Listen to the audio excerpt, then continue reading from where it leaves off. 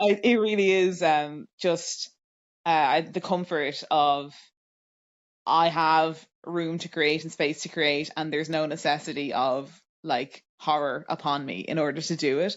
And that is kind of amazing, I think. Hi friend, I'm Lauren Jean. I'm a thinker, babbler, lover of stories, and founder of Thinking of Me. Welcome to our first season of Women Only Speakers, where we talk all things empowerment, success, relationships, and above all else, self. I hope you might find a new thread of thought as you listen. Okay, hello, and welcome Miss Aoife Meagher to the Thinking of Me podcast, officially our first guest for our first episode, and I'm really honoured that you said yes. You're saying yes to all kinds of things at the minute. So just to lightly introduce, Aoife's just got engaged for those listening, and I proposed to her to come on as my first guest, believe it or not. So all the yeses. Aoife is not only a good friend, she is an amazing writer. She is an actress. She is, as I say, wife to be. And more than all of that, she is someone with a huge imagination and an even bigger heart. And that was why I asked her to come on to be our first guest. So without further ado, Aoife, how are you? How's the day been? I feel very touched by that introduction. That is the nicest introduction I've ever been given, which suggests I've been given many introductions and I fundamentally have not. So, yeah, this is the best by far, but admittedly the pool to draw on is quite small. I'm good. I'm great. I'm sitting here in semi-darkness, but hopefully that's okay. My cat is nearby. She's great. Unfortunately, I did find out that I think she's eaten half an earbud today because I found the carcass of part of an earbud on the floor, and I'm quite concerned that she's eaten the other half. But hey, it is what it is. Am I right? So just a normal day. Normal day. It's She's what I'm never hearing. done this before. A normal day for you, I mean. Yeah. All things Jessie gal. Jessie is Aoife's cat, and I'm loving your background at the minute, Aoife, because I can see your photos and I know your couch well and your house and whatnot. Aoife's also a homeowner. I actually didn't use that in the introduction, but she is a homeowner, believe it or not, in 2024 as gal in her early 30s. So yeah, we want to know how you did it, really. Yeah, let that be our first question. How? Well, do you know what? Funny you should ask. I prepared nothing about this. But yeah, I do. I co-own a house, do I not? I often think about this. You know, when people are like, I often think it's such a red flag. This is me. I'm going straight in hot. I think it's such a red flag when people in a couple are like, yeah, my house. Yeah, when we're coming back to my house, they always say it's like a my thing. And I always find that like a real red flag. That's my side note on that. Not that you're a red flag because you aren't in the couple with me, so it's fine for you to say it. But if you were my boyfriend and you were like my house, I'd be like, no. I'm going to interject there. For those listening, I am actually Aoife's sister wife, so I feel very offended. That's a private joke. We'll come back to. Keep going. I'm so sorry. I forgot that we share both my partner and my home. I forgot that, but I never forget that we share this heart. So that's important. Again, for those listening, this is all private jokes. This is not actually the case. Welcome to Thinking of Me podcast, where we are openly honest about all our stories and friends. We've got in hard and fast. And I'm here for it. Do you know, the house, though, that was a funny one, because the house is actually an excellent gateway into talking about life in general, to be honest. Because I didn't, much like most, I think, millennials, to be honest, I didn't think I would own a house in actuality, or not for many, many, many long years. And I really, really didn't. And I kind of had come to terms with that in a way, but then also was raining against it. So I lived abroad for a few years there. And when I came home, I felt like I really had nothing except the piece of paper from university. And I was like, oh, wow, cool. I have nothing. That's so great. Love that for me. And moved back home to my parents' house. and all I had was a dream. All I possessed was my dream. I just wanted, like, as I kept saying, a room of one's own. I kept being like, that's all I want is like one, like like a one bed apartment or like a bed sit. Actually, don't think bed sits are even legal anymore. Ms. Divine, is that true? Do you think this No, is in Ireland, fact? bed sits as a definition are illegal. Yes. Wasn't That's not to gonna- say they don't exist, but yes, the bed sits as an entity are illegal in Ireland currently at time of recording. But go on, tell us about your dream. Fun fact, Lauren is also my property lawyer. Yeah, I wanted a room of one's own, and I was like, how am I going to get this? I'm probably not. But I was like, that's all I want. Like, that was my big goal. Like, I suppose I had kind of put aside other goals and ambitions, and I was like, this is the thing that I want the most, because I felt so strongly that I had like truly nothing, which was not actually the case, but I felt it all the same. And I was lucky enough to have folks to move back home with. And then basically, Jesus took the wheel, and we had a global pandemic, essentially. And what became like, oh, I'll stay at home for like a couple of weeks to months became like a full year. Maybe slightly more even, actually, now that I think about it, in the home. I think it probably was. Yeah, all in. And then just before the pandemic began, as in like days before, I met the man who is now my future husband, quite literally. Wild, what a wild thing to say. And because because I had lived at home, because I had gotten like a quite poorly paying full-time job, but a full-time job all the same, and lived at home for like an extra 6 months, let's say, on top of what I was planning. And that kind of gave me the, let's say, seed capital to start saving for a property. And then basically I was just very fortunate in that the places I rented were at a low price point due to nepotism. And I was lucky. And there was also, like, let's be honest here, a pandemic, so I could do very little else. So I kind of had the chance to save money.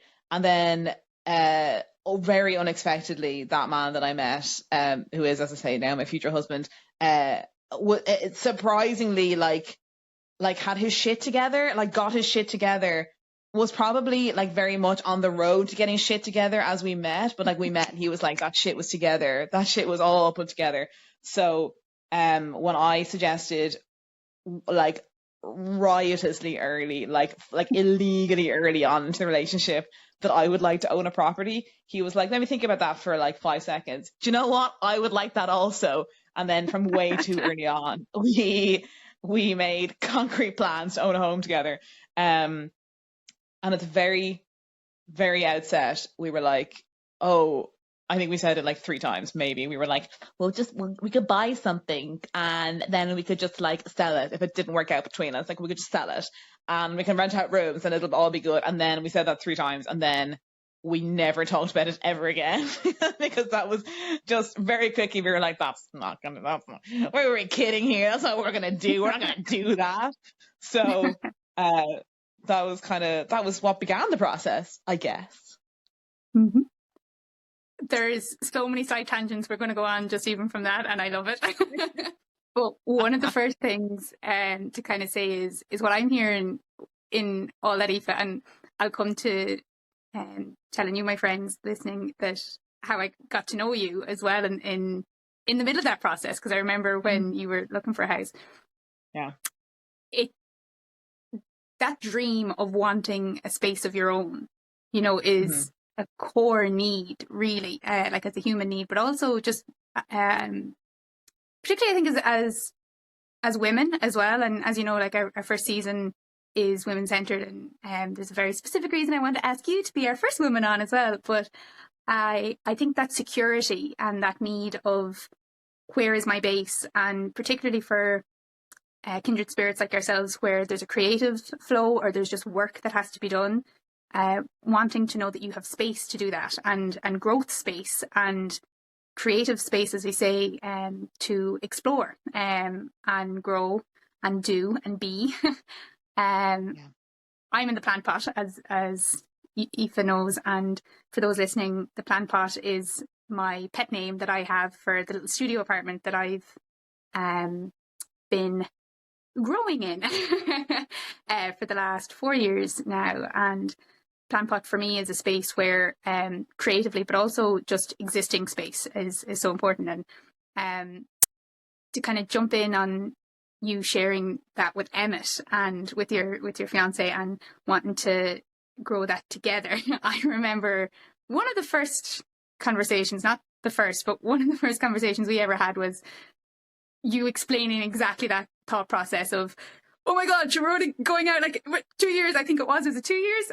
2 years is what's a memory for me, but you're like, we're only going out 2 years and we're buying a house and sure, look, it's grand, it's great. And, you know, kind of even that tone of, you could hear the slight mania, but also the excitement and the truth of knowing that something was right. And I think with any dream and in following that, and I love that, you know, the idea of like just the pieces of paper of a college degree, we'll come back to that, but when you've got something that you're clinging on to that you know is real and is right, then you don't need to second guess it. So, let's sidetrack into that for a second. When was it that you knew this man on Hinge was going to be the man you were going to buy a house with, and then you've ultimately said yes to? Yeah, God, a great question. He'll kill us for this, so but anyway. Say again. He'll kill us for this. He'll love it. He'll love it. He loves hearing me like be sappy about him, which is sweet. It's so funny. I often think about this, obviously, because I'm obsessed with myself. So I'm obsessed with this idea of when did I know? And I think particularly now, like getting married, like I say as I like play with my ring, like very visually on camera, like I really am, because people then ask you like, when did you know, like where, or like it's funny because like it becomes like it's a real topic conversation. Like you and I would talk about this loads. Like we're sick talking to each other about our feelings, like you and I. So I love this, but I guess I remember like the summer after we started going out. Sorry, I was looking at the cat there because she was like moved, so obviously I had to stare at her. I remember the summer after we started going out. I don't remember when, but I remember it was that summer, and I don't remember any of the inciting incidents, but I just remember thinking to myself, like my brain going on its own thought kind of like journey. And I remember thinking to myself, well, like, yeah, Emmett and I will buy a place. We haven't really seriously started putting in the application. We did that for like another, oh my God, like 2 months. But I was like, yeah, we're going to buy a house and like, we'll probably get married. And then I wasn't even probably get married. I was like, well, we'll get married and blah, blah, blah. And I kind of like, I had gone so far into the future, and I was like, I caught myself and I was like, oh my God, like, what the fuck? What was that? What was that you just did there? I went on such a journey, but like, it was like my brain was like, yeah, and what, you got a problem with that? Like, I had never had certainty before in like a relationship, I suppose, and never like with Emmett. The real stereotype is like when they say, oh, my mother would always say like, oh, like when you know, and I was like, that's a crock. Like that's not true. But with Emmett, like I knew before I knew, and that was the same with buying a house. Like every step of it, like it was less so the house, I suppose, or more the idea of like us owning something monumental, or like owning home together. Like I don't remember ever deciding to do it. That's the thing. I don't remember ever deciding. It was just like step by step. There was never a shred of resistance. It was just like, oh, this is the next step, and this is the next step, and this is the next step, all the way to like signing the papers on the house here. Like there was never a moment of like, oh God, what the fuck am I doing? Apart from the moments that you get when you're like literally looking between houses or whatever. But like I had a certainty about I suppose just about Emma in general, that like I didn't think one could have. I think the only other uncertainty was with your solicitor. Oh my God, yeah, our solicitor. Yeah, he was a gas man. I love him. Like big ups to that man. Like He's getting a wedding invite. He's getting a wedding invite. He's getting a wedding invite. Very concerned about the fact that we were not married, but don't worry about it. Bro, we got you. We got it sorted out now. It's a little bit later than he would have liked. But yeah. Such an Irish stereotype that surely if you're not married, there cannot be a certainty in this arrangement. And we'll kind of come back to some Irish stereotypes as we go as well. Aoife, you said one thing there, in being obsessed with yourself, but also at the same time, not even needing a conscious decision in following the flow of the right feeling with Emmett, with the house. And the steps that follow with that, like it not even having to be a conscious thought. I'm curious with that because I think, and especially for anyone listening who are thinking of me, our mission is always, my mission was getting to the bottom of what my question was. And this all started really when I started asking myself, is it me or is it the relationship?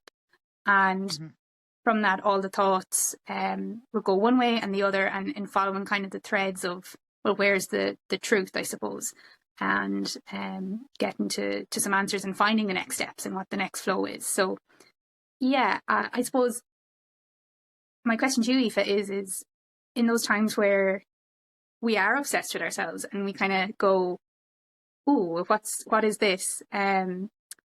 When do they come up for you? Or is it in certain areas of life or at certain times? Or is it just a self-awareness process that maybe you've always had? Or, yeah, I'm curious as to know a bit more. So this might be not what you mean, so feel free to like move this around or whatever. But I think like for me, I am not, I don't think by nature, like a particularly, I don't know, like flowy person. That could be incorrect. There's definitely elements of my life where I think that's incorrect. But like I am a chronic overthinker. Like I really am in lots of very like I think even the way I talk is probably notable. Like I have a definitely a neurotic streak to me. But like it's mostly just zany, you know what I mean? It comes across as zany and kooky. But so I get away with it. But like I don't. Thank you. And I love your kookiness too. But like I don't I like there's so many elements of my life where I really do like overthink. That's why I think it was so notable for me that I didn't overthink about Emmett at all. And it's always been something I've really like been quite charmed by and been very like pleased to know that I would have assumed, and it had been previously, like the relationships would be an area of life where an enormous amount of overthought I believed was required.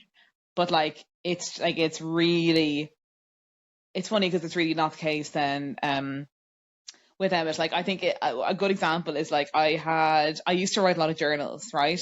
I did a lot of like unsurprisingly, being a lover of the written word, I would journal whenever I could remember to, or I'd write a lot of like, you know, very tense poetry, or like, you know, very like, oh God, a lot of short story, got a lot of short story fodder out of like previous relationships and things like that. And I would always say that I write best when like sad. And I always be like, oh, being sad, like, is my inspiration. Like, this is what drives me to be like a great creative. And I'd always say that. And like me and my friends would always laugh about this, but I'd be like, but all the same, it's very much true. And then when I met Emmett, I remember I like, it's funny. It's something I wish I had written about it, but like I didn't. I just like, I had such peace that I didn't. Yeah. I stopped journaling. I actually really struggled to pick up the habit again since. But it's kind of like. Can I jump in there for a sec? Yeah.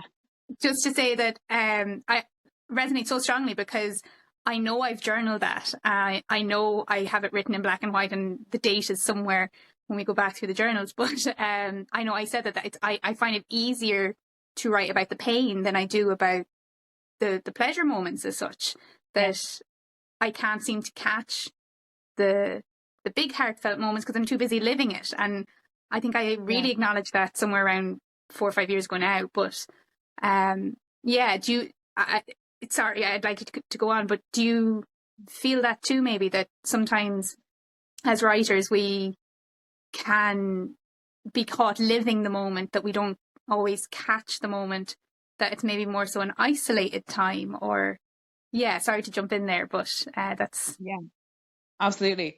what I find. I do. I really, because I was really like, oh my God, why can't I write? Why can't I capture this? But it's almost like I kind of wonder now, if I'm really thinking about it, did I have to write about so much of the dark times just as a way to process them because I couldn't, there was no other way to do it? And then in the happy and the light times, like I was not obliged to capture them because I didn't need to, like, they were not demons that needed to be exorcised. They were just moments of life. And you know what? Like, I also was wrong, I think, because I had the perception for years and years, and like really like laughed about it, but also like fully believed that, like, in order to be a truly great writer, or to create truly great, like, writing, not even art, I won't even say art, but just to like truly write like excellent things, I needed to be in a state of like, usually around a relationship, like a state of anxiety or a challenge, like to be challenged. And that was how I would write most prolifically, or in the best way. That is false. I know now that that is false, because after I had met Emmett, and okay, I wasn't journaling as much anymore, and I wish I could. All what I have instead is memories, which are also equally as valuable. But like, as a writer, you'd love to have the written word, but like, I really was too busy living it to write it down. But like, now I know, like, all the years down the line, like, we're together 4.5 years now, let's say, like, I know that in the last couple of years, I have definitely produced my best work, and it's been nothing to do with like, well, the happiness wore off and the misery set in again. Like, it's not even that. It really is just the comfort of, I have room to create and space to create, and there's no necessity of like horror upon me in order to do it. And that is kind of amazing, I think. 100%. And I think you caught it exactly there. I always say the power of the pen for me was when I couldn't say it and there was nowhere else to put it. It had to go on paper, and the words had to come out somewhere. And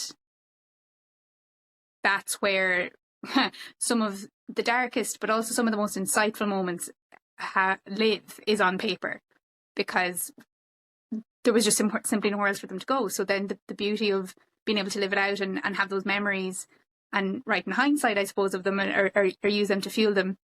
Would you say, Aoife, that some of those, and I'm asking this kind of in a knowing way, would you say some of your memories and experiences have come to life in some of your most recent works, or compared to those original short stories that you mentioned, say, with your first relationship? And how do you kind of see a comparison there? Yeah. And for anyone listening, as I say, sorry, but for anyone listening as well, the power of stories is what I learned from. And I really think that whether it's fact or fiction, whether it's real life or something that's been imagined, there's a huge message within them. So yeah, Aoife, like, do you notice the difference in your writing, as you say, but also where's the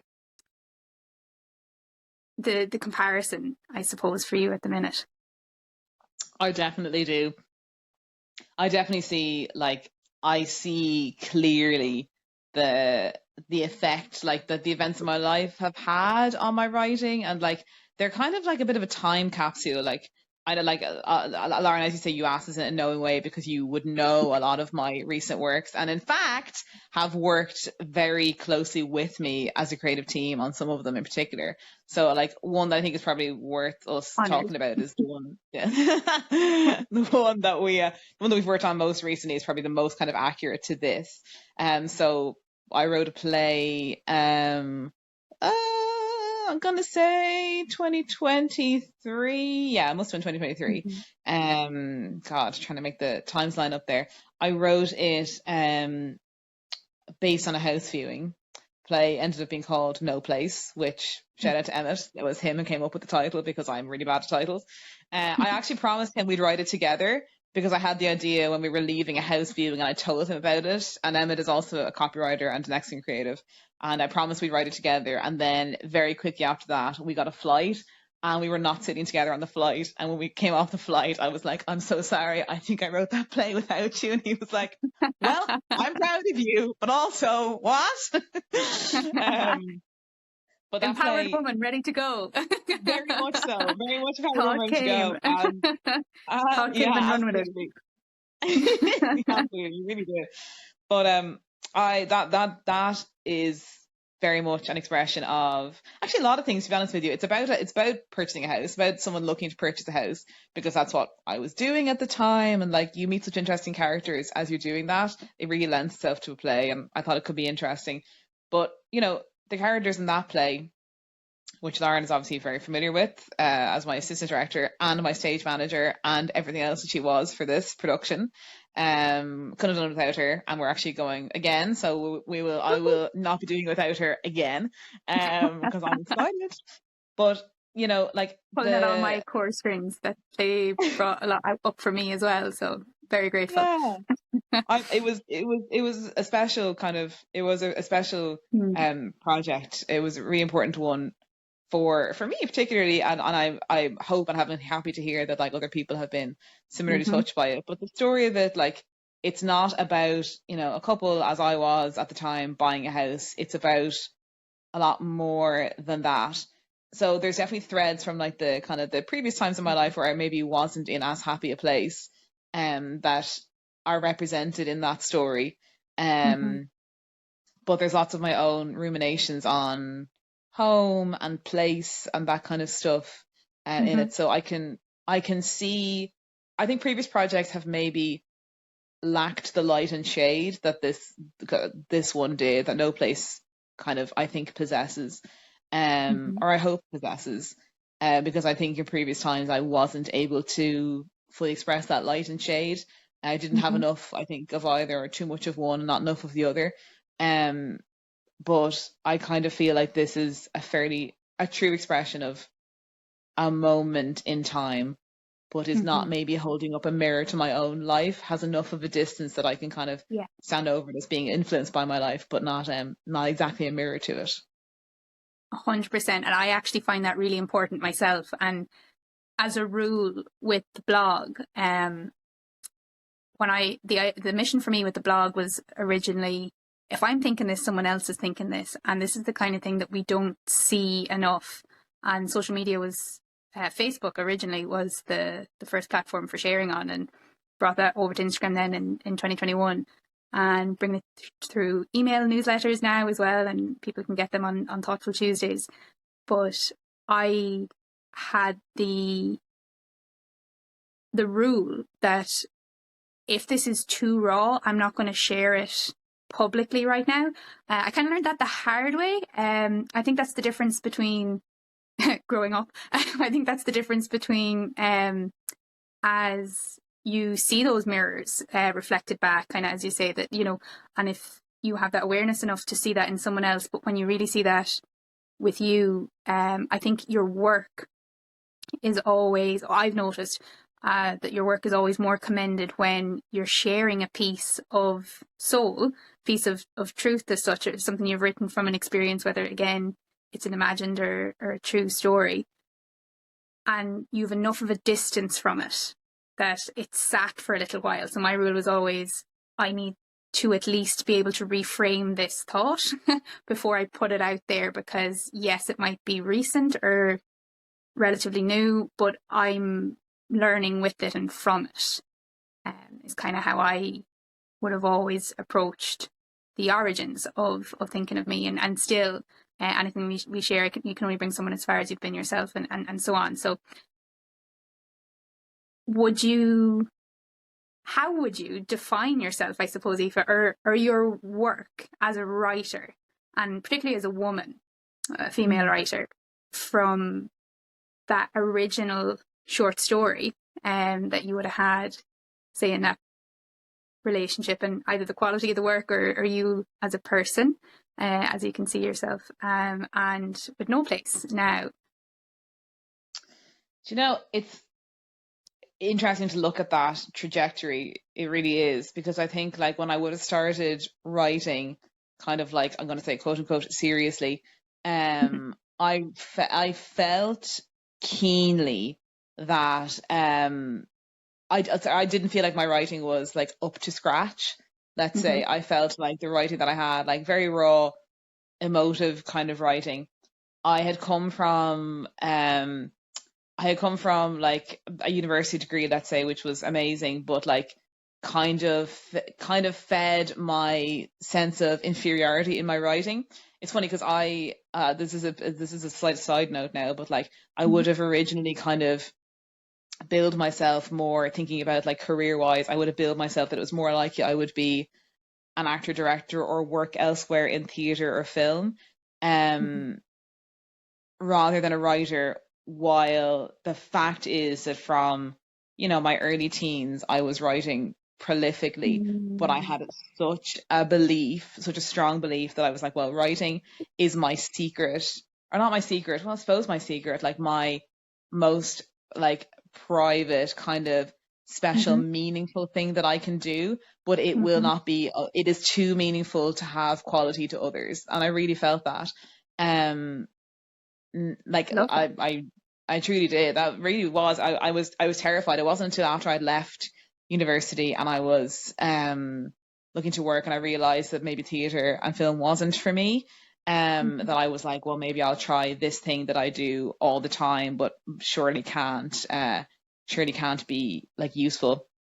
So then I did, but it was. I went freelance as like a writer for a good few years, like as a kind of more of a like a content writer, and I'm still a content writer. My day job is still that, so it's been amazing to feel like I can do that even as like a day job situation, but still Hmm. have time for creative thought. But I suppose like thinking about then the journey from like those early kind of more creative, that early creative writing to where I am now, I think I have gained confidence and experience which can't be bought. They truly can't be bought. I've just written so much, and some of it, most of it, has been garbage. And I still write garbage, like knowingly write it. I let Hmm. myself write it. I allow myself to write it because That's great I've discipline. realized, yeah, it kind Yeah. of, well, that's kind of you to say. I realize I Yeah. need to. I really Yeah. need to. Like I will Mastery of sit down. practice. Yeah, that's it. And Yeah. that's exactly it. Sometimes I will sit down and Emma will say like, "Oh, what are you writing?" Or which Emmett is just happy for, he's always very supportive of my writing, so he's never like, he's not man to look over one's shoulder. But if I'm ever talking about Hmm. like, oh, what I'm writing, I will tell him like, I'm writing garbage. That's what I'm writing right now. I'm writing garbage because I don't, I there's that's what needs to be written right now. Hmm. That's it. But then like, I think the ability or the allowing myself to write garbage, the purest of garbage. I think sometimes I hope that it is the deal with the devil that I make, the devil being myself, the deal I make with myself, that I allow myself to have hours and hours and hours, days, like months, weeks, whatever it is, Hmm. to write garbage. But when I need to write something to a deadline, which I've had to do, like I did like 2 weeks ago, I had to write like a play to a deadline. Hmm. I can just do it sometimes. You know what I mean? I honestly, for the most part, when really, really needed, I can just do it. But that's only when I've given myself the freedom to just like, to be trash. Do you know what I mean? To write trash and be like, Hmm. it's fine, no judgment, girl, to myself. That's it. And then it's in those, as they say, like who you are in private is what you're rewarded for in public. So it's those practice of I'm going to keep getting this wrong until I get it right and show up then, when I know I need to show up and as you say with the deadline and so on. Aoife, there's two really great things, but I love how you said that it was too private and too meaningful for you to share. And for anyone listening, you know, whatever it is that's important to you, there is a value in that in only coming from you, that specific meaning that is held. And I say that because like High School Musical days, like everyone had a High School Musical pencil case, or High School Musical paraphernalia or whatever else. Same with Harry Potter. But Potter for me, I could always share a bit better because I think the Potterheads we all just kind of would have always united and things like that. But I think there is something that when it's super special, or you have an attachment to a story where it's like, this is only for me, and no one can really get it the way I get it. I think, and I know I've come to learn that it's as you share that with others, even if someone else already knows the story, even if someone else already is a High School Musical fan as well and has a pencil case, the way you interpret it and the way that is your special secret, your special thing, is unique to you. And I found that it's in sharing that it makes it actually twice as meaningful than it was when it was a secret. Would you agree, Aoife, or how do you feel like kind of pushing through that other side of this is just mine and sharing your writing then, like 100. I could not agree more, honestly. Like that's really struck me. It's so funny because it really, for me, depends on the project. So the last project, so that project No Place that we're talking about, hard to share. Sure, it was a short play. It's like a 40-minute long play.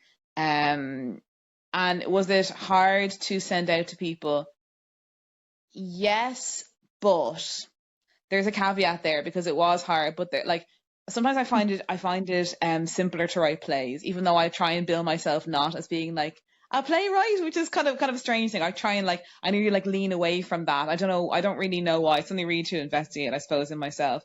But I find it a little bit easier to share plays. I think, do you know what it is? I think possibly because I came from like getting education in theater and stuff like that. I'm a little bit more used to the feedback kind of loop of theater, and like I don't really mind even in like being an actor in that sense. Let's say when I'm doing acting bits, like if there is feedback or a direction or whatever, I kind of I'm fine with that. Like I'm happy to take that in, and I hope that in most cases I don't take it personally. I really would always strive not to take it personally, and I would hope that like in general I wouldn't. And the same I think is true for the way I kind of receive thoughts about my plays.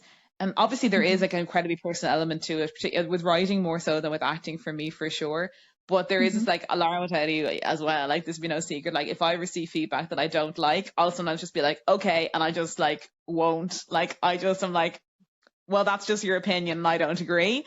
But never like I never verbalize that. Like I always appreciate when people take the time to tell me their thoughts on stuff, because that's, you know, valuable time of theirs and valuable thought they've put into it. But like I do have an ability with something like, let's say, playwriting, to kind of have a bit more of a like I don't know, like a curtain between me and the responses. But that is not true of Love all that. projects. And when you talk about the personal, the real secret, the really thing you really resonate with, that is so special to you that you find it very hard to talk about. Like I 100% get that, because one of my big ambitions would be is a kind of a full length project that I've been working on for like many years at this stage. And I've been lucky enough in recent years to get more development with it. Thanks to Words Ireland last year granted me a writing mentorship. So I was given it was great. I was matched with an amazing writer, Dave Rudden, who I met with and provided me with a lot of feedback and a lot of really, really excellent ideas. And it was by far and away like the best thing that happened in my writing career, and like has given me real verve for the future, which I was really lacking that, or really lacking like focus with that. But like the the trade-off with that is, in order to receive all these excellent recommendations from Dave and all these like amazing thoughts on my writing, I had to share it with him. I had to Yes. give him 10,000 words every time. And Yeah. that was horrendous. The first one was like, it was like being skinned. Like it was so hard to do. So hard. There's huge vulnerability, like no matter what it is, like even, and I think it comes back from school for definite, and you know, or in at home. If we try something and we get it wrong, and you know, we get that kind of negative direction. It really does hold on to us and sits in us a bit, and in that wanting to share. But Aoife, what you said there with the curtain, I love that analogy, that there's a curtain between you and the feedback. And I think it's the kind of thing where, like, someone else's opinion is always on them, not on me, if you have an opinion, that's on you, that's not on me. But it can be constructive when we get curious as to, is that something that they're trying to help me with genuinely, or is it the opposite? And I don't want us to go too deep with that at the moment, but what would be, I had another question, but I think this one's, what would be the best no? We kind of started this episode today and you said yes to me. What would be the best no you've ever gotten in life? The best no. The best no. Oh, God. I can actually probably think of it, to be honest with you. Like, for lots of reasons. I feel like I hesitated because I feel like I'm aware that it might sound, what's the word? Trivial, No. like a trivial no, that it doesn't, If it does not. it's important to you, it's not trivial at all.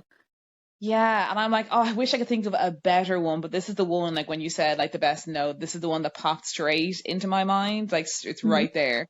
So it's probably the one to talk about. I'd say like was seeing someone casually before I met Emmett, and that didn't work. It didn't work out, and like it famously didn't work out. And I Love think very much so. And just one of those things, just two people who are like clearly now at this stage, it's very obvious that like we're just not fated to be together, and like perfectly lovely person, all the rest.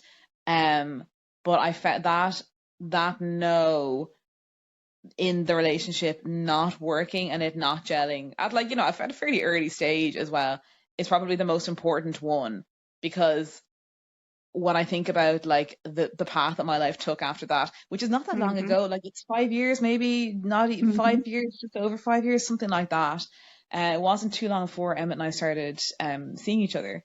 That no sent my life in as I said to Emmett recently, it sent my life to the best timeline. Like I'm like, I actually think I am on the best timeline, because when I look at the others, I am so aware. I'm like they are not the happiest timeline. That was what I said to him, the happiest timeline. And it feels trivial as a woman, as a woman who I think at this stage I feel very confident in myself and who I am as a person. Obviously racked with insecurities, as every human must be. But apart from those, feel very secure in self, feel pleased with where my life is, and it feels trivial, particularly when I'm talking to you about creative projects that I'm really proud of, and something as meaningful as getting to have a home, and to be with someone whom I really love, respect, and admire. It feels trivial to be like, oh, when me and this guy I was seeing didn't work out, that was most important. No, but I somehow kind of still think it is. I still think it is, because I think I wouldn't have this without that. So from triviality, I think comes, kind of the sublime has come from it. 100%. Yeah. I couldn't agree with you more. I love that. The sublime is in the trivial things. It's in the micro things, the small things matter. Do sweat the small stuff, I solve bigger problems, but do sweat the small stuff, because how we do one thing is how we do everything. And if that no hadn't have happened, it's those micro moments. Sometimes I look at it like nearly the bowling ball going down the lane, but with the sides up, and it's like bap, bap, bap, bap, bap. Compared to keeping practicing and then it coming nice and smooth, to exactly hit the target. But it's those little barriers, those little no's that are set up for us that we don't even realize we need at the time when they happen. And, you know, as you said, God took the wheel there in COVID times and whatnot else as well. And there'll be more times like that that we can have a certainty of. Yeah. I suppose. Oh, sorry. Go on. Yeah. I was gonna say I was thinking of another no, but I don't need to say it. We can talk. We can move on. No, Whatever you go were for it. saying. That's why we're here. And I was thinking like there was also like another key no in life, if I think back further, is like coming out of college and trying like having a go at like what it would be like to work in theatre. Okay. Yeah, I was thinking about that. I suppose like I think that's kind of a bit of a key one for me, because I don't think no one said no to me. I said no. I think I was the one saying no then. Okay. Which has some power, I suppose. Like, it does have power. 'Cause I came out of college and had done well in the drama side of college, and like was kind of like set up in a way to go, and like if I don't know, if I had this makes it sound like I was lacking, which I don't think is really the case, but like perhaps if I had the drive to form connections, or I think that's kind of one, the drive to form connections, and the stamina, or I don't know, like bounce backableness, which I don't think I really possessed.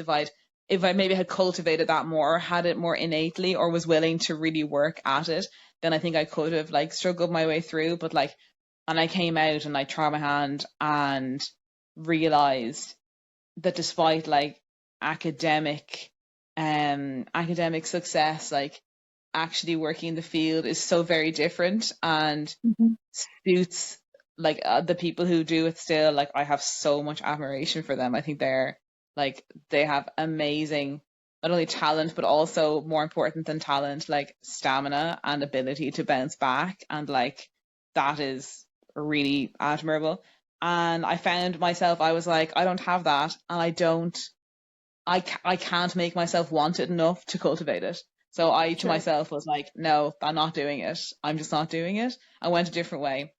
And, you know, like, that was very much like, is it Philip Larkin that has a poem where it's like two roads and a yellow wood diverged? I can't remember if it's him or not. Let's just say it is. But like, I took one of those, not the other. And like, that's an interesting thought, like an interesting thought experiment of like, what if I had done it the other, or what if I had gone the other way? And plenty of my friends did, and like have really interesting, incredible careers in the field. So it's interesting to look at that. But I suppose happily I don't I either don't regret it, or I no longer regret it. I don't know which is actual fact. I don't know which of those is true. You feel like it's put to bed? Yeah, I think so. Yeah. For now, anyway. Yeah. And that's important, because those kind of thought experiments, I've been there. I would always use the analogy of, you know, well, which road now? And for me, about 4 years ago, 4 years ago, it was the kind of thing where I was really beginning to realize that, okay, well, I've done all the things. It was like, well, I've finished college now and I'm in the career and I have moved out. I do have a space that I can call my own, and I'm working on my fitness again. And, you know, drama's back in my life, you know, as my hobby. I'm writing, I'm sharing, I have a bit of a purpose and contribution, and I was doing all this stuff with social media, and I was kind of like, oh, like, what's missing? And I was like, I know it's not really the relationship side of things, because I was toying in the field again, in like exploring it, I suppose, and being open, but also knowing that when it'll happen, and all that kind of stuff. So yeah, I hear you when you say that when you're looking at two roads, and all of us in life, you know, do meet those crossroads. But I firmly believe that if it is meant, I clung to this years ago, but I do firmly believe that what's for you won't pass you. And if it is on the route of where you want to be, you will get side quested back. It'll ring road you back in. And if it's truly somewhere that you want to go and is on the path for you, and there's a why there that's bringing you there, you'll get side quested back in at some stage. And as you say, those kind of thought experiments, I've learned that while we do obsess and we are like investigators of our own life and all that kind of thing, sometimes it's good to kind of go, okay, that served me there for now, and I've kind of ruminated on this for a while, and I'm going to problem solve something else. And it sounds for you, Aoife, that you're really thriving. It doesn't sound like it is, that you're thriving in the writing field for right now, and whatever maybe comes down the line then in the rest of the drama theatre world. It also propels me into the one key question I want to ask all our guests. And it kind of nicely lines up there from that is, Aoife Meagher, how do you deal with stress? Or what is your stress management structure like? What's your stress plan? My stress plan, let me see. It depends on the It's a natural thing level that of... comes up in life. So sorry, Yeah. it's there for all of us. So Oh, it really is. And like I think for me it depends on what element of life is stressing me out. That is something that it depends upon. I'm actually surprisingly, I'm really stressed by environment. I've learned this about myself only in the last 5 years, I would say. I'm really stressed by environment. So Lauren would know this well. Like I'm really like, Lauren come over and I'd be like, the house is a state, which I know every stereotypical like Irish woman always says this, but like 100% the I Irish say to mammy Lauren all the syndrome. time. It's just in the fear of God of all women in Ireland. Yeah. 100%, 100%. And and I'm like, what? Like, honestly, what? What is that? Like, that's wild. Because And my no own one mother will sees come it. over. Only you see it. Like, no one actually cares. Exactly. And my own mother, from whom I learned, to be honest, like, keeps an excellent, like, very tidy, very clean home. And I learned from her. And she'll come over and I'll be like, the house is a stage. She'd be like, people would be like, what are you talking about? No, it isn't. A quick side on that, because it's the same with our house. And I remember Mom telling me, this is only a couple of years ago, I remember Mom telling me about Kate, my sister Kate, she'll kill me for saying this, but ringing him and being like, I blame you for this, you ruined us, you made us too obsessive, about tidying. And she's like, you've destroyed us. And it's true. And that comes from my aunt, so I actually think I said that to Emma, to your fiance, actually only yesterday. He gave me a lift. I was like, it's the chronic syndrome of I hide things. It's the Monica thing of you nearly hide the stuff that you need, but you don't want to see it, so if you can't see it, it's invisible. So it's chronic Irish mammy syndrome. So stress in your environment. So how do you deal with stress? Sorry, in the middle of all of that.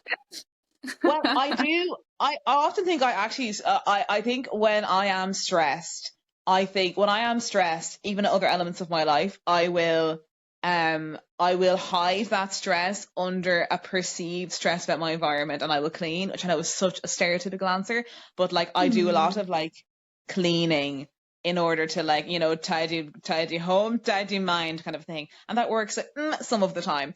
I feel better when things are tidy. Like I do genuinely feel better. But like stress, I always tell myself like, you ought to do, and like I just pile further stress on myself because I don't do yoga. Like I don't do those things that like I'm quote unquote meant to do to deal with stress. Like, to be honest, like I'm quite open about it. Like I do see a therapist, and she is a lot of my life. She's an angel divine. I love her.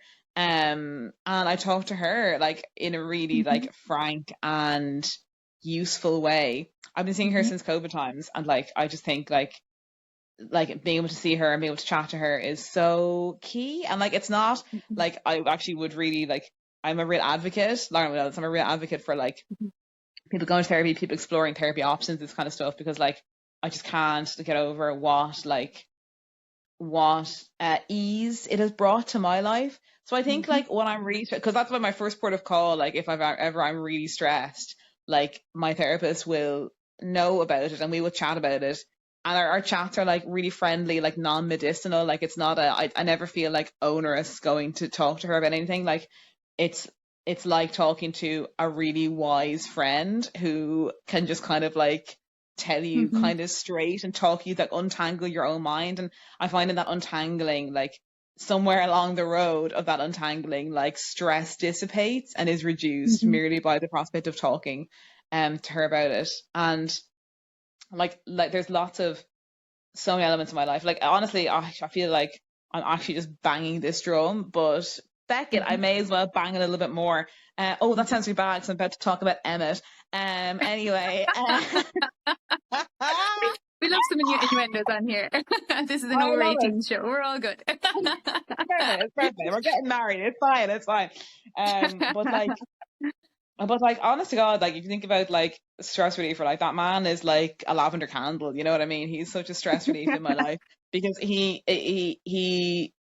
and like this is not to say that like well, I was gonna say this is not to say that like an Emmett is the cure to everyone's stress, but like in a way it kind of is. Like Emmett is the balm that I give to the world. Like whenever anyone has an issue in my life, like the thing that I offer them is Emmett. I'm always like, Emmett can help you with that. Emmett knows something about that. Like it's a rare privilege to have someone like that. But like in my life, he has done, and I hope he knows this. I must tell him this actually. He's done so much to reduce my daily stress levels, which I think can tend quite high because like I am an anxious person. Like I definitely, Lauren, you've definitely seen elements of my anxiety, but like even you wouldn't have seen like the real, truly like stress moments of my life because you've always known me PE post Emmett, which is kind of Love gas.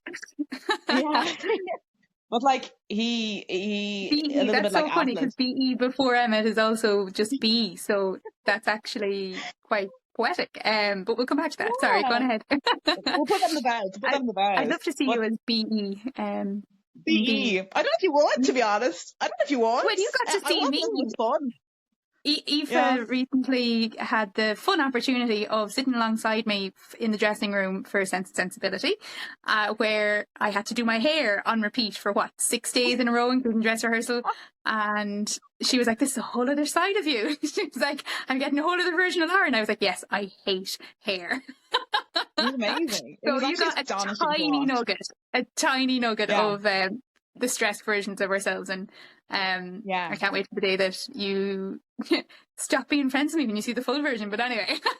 But like it is gas. Like it is like definitely like I'm thinking even more BE times, but like yeah, he is a real ally to the stressed woman. You know what I mean? Like to anyone under pressure, I really like I mean, like I could literally wax lyrical about him because I truly think he is the best of men. But like there is I think Emma goes beyond like the trope of like, oh, one great remedy for stress is having a supportive partner. Like I'm sure that's true and that is true, but like I can't even speak for that because I can only speak for just even having someone like Emmett, whether he is like a partner, which I'm lucky enough to have, or like, as he is like a friend to you, Lauren, or a friend to so many people, like uh his ability to kind of like Atlas hold the world on his shoulders is astonishing. And I think like that although I wish to then hold much of the world off of his shoulders in return, I think we kind of do it. I And you hope we do do. it enough for each other. I hope so. I You hope do. so. I hope I can that see is that as an okay. outsider. I hope that's okay to say. And I'm That's going to lovely. jump in there and just say, because I'm going to push the boundaries here. And this whole podcast is in saying the out loud of what the thoughts have been. And the thoughts all came from, as I say, the question of, is this me or is this the relationship? And it's 2024 right now, and the masculinity and femininity and all things that we have become aware of in the last decade and more and all that kind of thing. I'm going to say that you need a balance. Man needs woman, woman needs man. In the energy format of how that can coincide. And that's not to say that's not to say in a traditional format of both need to be together. But we do need to honor the masculinity and the femininity to have that kind of integrated approach for ourselves. And I would consider myself quite a masculine woman in a lot of ways. Like I'm very independent. And Aoife Meagher, I love you because you have some feminine sides that come out more and softer ways than I always access or can get to use, and I think that's where, as a friendship, we balance each other quite well. But I hear you when you say that Emmett as a stress relief. It's that kind of provider protector side of things, that definitely does lower the stress levels for the hyper feminine energies then, or like, as I say, woman versus man, and so on. Without going too much on a tangent here, for those listening, at Aoife's engagement party, there was the conversation of, and you've said this openly, Aoife, that, Emmett allows her to be a passenger in life, and that he's nearly like the artistic wife in yesteryear, where the wife would do all the doing so that the artistic man could just be the artist. And Aoife has the grace of being able to be creative, while Emmett does all the bits and bobs and the car and the NCT and all the stuff that can take up so much headspace and organisation space and time, for sure and for certain. So at the engagement party, Aoife kind of shared that, and I brought up, oh, well, if Emmett dies, I'll take care of Aoife. Like, I'll be able to take care, I'll mind her. And there's kind of a quizzical look from a member at at the table. And I was like, oh, well, I'm a single entrepreneur, like, as if that's the only explanation that was needed. And the words just came out of my mouth. I was like, yeah, I'm the single entrepreneur. I'd be able to take care of Aoife in the sense of bills and paying for things. So for those listening, there have been times that some of the hardest times, and if I were to share this with you, the hardest times for me was in the post-breakup era of being in my early 20s, having gotten used to doing everything as a two in shared decisions, but also shared responsibilities that I hadn't fully gotten used to on my own at any stage, or set up for, and that's a whole other conversation, where there is and can be a void for a lot of women who are outside of a relationship, or are maybe in the wrong one, where it's actually causing more stress than alleviating stress. So with all of that said, would you say, Aoife, that let me rephrase. What would you say is kind of the definition of a quality relationship? What would I say is the definition of a quality relationship? So, like, all that, like, really interesting insights, even in what you just said there, Lauren. Like, I thank you so much about, like, those, like, as you say, I am able to, I have freedom, or I have support, I suppose, in allowing myself to be that kind of, like, softer figure, which I think I am kind of naturally. I'm thinking a lot about that, and, like, gender as a social construct and all that. Like, I would really kind of, what's the word? I'm trying to think. I would really like, fly that flag. I would really stand with that idea. And I suppose, like, I'm like literally trying to get all my thoughts all together here. Kyle, you can cut this as I review what I'm thinking about. Kyle is my wonderful Wizard of Oz, as he likes to refer to himself as, who is graciously bringing this to everyone today. Shout out to Kyle. We love you, Kyle. 100%. Yeah, I think I'm wool gathering as I kind of come into this, and kind of just thinking about, like, all the stuff we were talking about there. I suppose, like, I thinking about a quality relationship. I'm really tripping up over it, because I think, like, there can be so many different kinds of relationship, and my version of, like, quality, I know, would not, like, accurately kind of. What's it for like, you? It just has to be for you. Yeah. For me, a quality relationship. I'm really thinking about it, because I'm really particular on the word. You don't have to. I can keep. And words are important. Words are important. What is the difference in the quality of your relationship now, I'd say, than, say, the quality of relationships of yesteryear? And how would you define that, or what words would you put to that? I think, like, or feelings. Yeah, I'm thinking a lot about like quality. Like honestly, I think thinking about the relationship that I'm in now, like it it has such deep roots.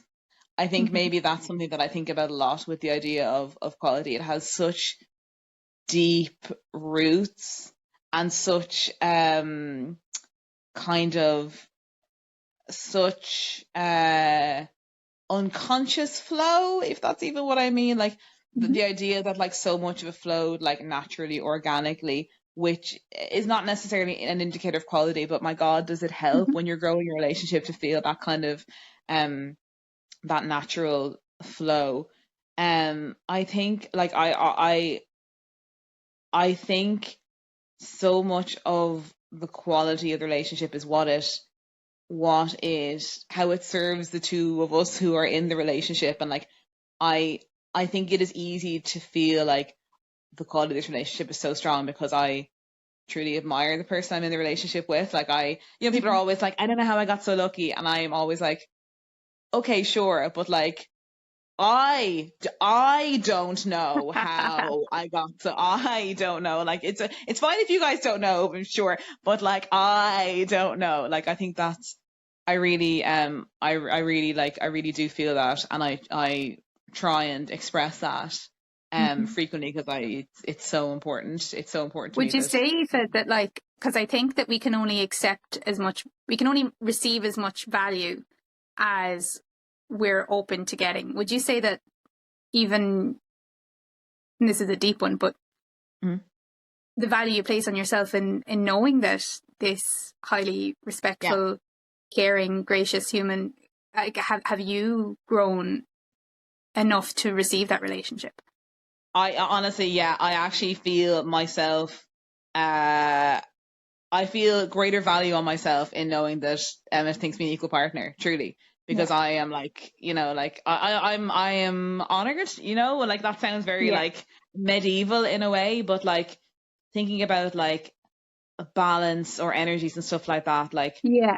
I try, like I feel keenly that Emmett does so much for me. He really like he's a fantastic person, but also a very generous person. And I see him be generous, not just to me, but to like so many people in his life. And I admire that quality so very much. But even like, I, I hope that like, I hope and strive to feel like I can like give, enough to kind of feel like Hmm. to feel like what we have is an equal trade between us, which obviously, well, I don't obviously, but like I don't think it's possible. Like I really do. Like thinking about the archetype of the artist's wife, like and it's Hmm. incredibly generous from that point of view. And hopefully he gets enough lols from me to make him feel like it's worth it. But like I think that's a really nice thing that I suppose I haven't felt this keenly or um this clearly before. The idea that like it is truly a privilege to be like someone's partner. Like I truly feel that. And like it's amazing. Like I'm this kind of person where like he walks into a room and like he is like truly like people think he is like the funniest person they've ever met, or he is like the life and soul of the party. Like that would be a really common thing that people would feel about Emmett. And I'm like, of course, yes, you feel that. And like I love to Yeah. see him kind of do that. But also I'm like, wow, these people like admire only this one facet of him. Maybe they admire other parts too, but like they're seeing this one facet of him and admiring it so much. And I'm like, you have no idea that Correct. this is the least impressive part about this person by far, A- you And I know? think that's the definition of. I'm going to answer my own question and say I think the definition of a quality relationship is when you can see into their soul, they can see into yours, and you both just completely accept each other. And speaking as an outsider, looking at your relationship, and for anyone listening, if you ever have the privilege of meeting Aoife as a woman, as a person, as a soul, she will light up a room. She will light you up in ways that you don't even realize are possible, and particularly with the words that she writes. And she's, if I can't, yeah, without getting too soppy. But when you see the two of you together, like that balance that you both bring to one another, there's no question that that it does exist, and it also starts and ends in circles, I think, of just being yourself. And Aoife, as someone who I can be wholly myself with, we could talk for another hour easily. There are so many little side quests there that we didn't even fully get down. And I would, for anyone listening, I would highly recommend finding yourself a gal pal that you can just open up fully and wholly with, share all the nuggets. We have some goss, we have some tea that we still need to cross on on seeds of relationships and everything else. But I want to really thank Aoife from the bottom of my heart for coming on and for saying yes to being the first speaker here. And I know I've gained so much from listening to you, and I really hope that maybe you feel like you've shared a version of yourself, of past, present, and for anyone listening to take from as well. Yeah, I'd like to say thanks, Lauren, for having me on. Like, I know you have said many times, you're like, it's a privilege to have you on, or thank you, or like, I'm honored to have you as my first guest, which is extremely kind of you. But like, I don't think you understand the honor this to be asked for. That's very meaningful. And I don't, much like in the way that I try not to take Emmett for granted, I don't take that for granted, or the wonderful friendship that we have bloomed between us over a very short number of years. I'm very grateful for it and for you. And I'm grateful for you. Let me be the first on air to wish you a very successful podcast. Thanks, friend, for listening to the Thinking of Me podcast. I hope you found something within our story today that lands for you. You can keep up with us on Thinking of Me blog, Thinking of Me Coaching, and Lauren Jean on socials. Go to thinkingofmecoaching.com/checklist for your checklist for self-fulfillment. Until our next chat, talk soon, my friend.